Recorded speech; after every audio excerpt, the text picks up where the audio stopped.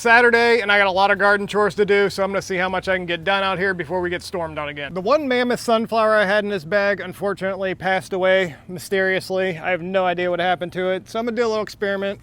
I have these million bells here left over. I started these from seed, so I'm gonna throw these in here and see how they do. Hopefully when these get tall, the million bells will kind of fill out the base around here. There are a lot of people who will tell you that you don't want to plant sunflowers with anything. There are a few things that you do want to avoid planting sunflowers with, but most things it's just fine. I had a lot of people tell me I shouldn't be planting sunflowers with my corn. They're thriving right now. The issue with planting sunflowers with some things is that sunflowers are heavy feeders. So if you're planting something with sunflowers, you need to make sure that you are fertilizing regularly, because the sunflowers can deplete the soil of the nutrients that the other plants need. But as long as you're keeping them fed, you should be fine. We'll see how this does. Might work out, might not. Never know unless you try. My plants have grown enough now that I don't have to worry about damage from slugs and pill bugs, so I'm gonna go ahead and get on my beds mulched again. To do that, I'm gonna be using this easy straw. This stuff says 99% weed free, but in my experience, that is not completely accurate. When stuff does pop up though, it's super easy to pull. I'm gonna see how far I can make this one bale stretch.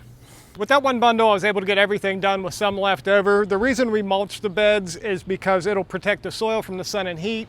It'll help retain moisture, and it'll also prevent bacteria and fungus from splashing up on the leaves, which can cause disease. I have this bed of zinnias back here behind the house that I need to get my netting on. I keep forgetting to do this. I should have done it earlier, but I'm gonna get this done today.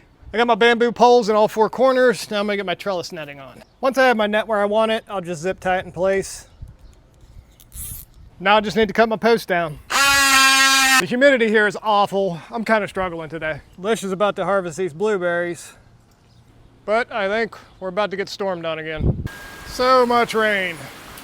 Look how nice that fresh straw looks in the beds though. That's how much rain we just got.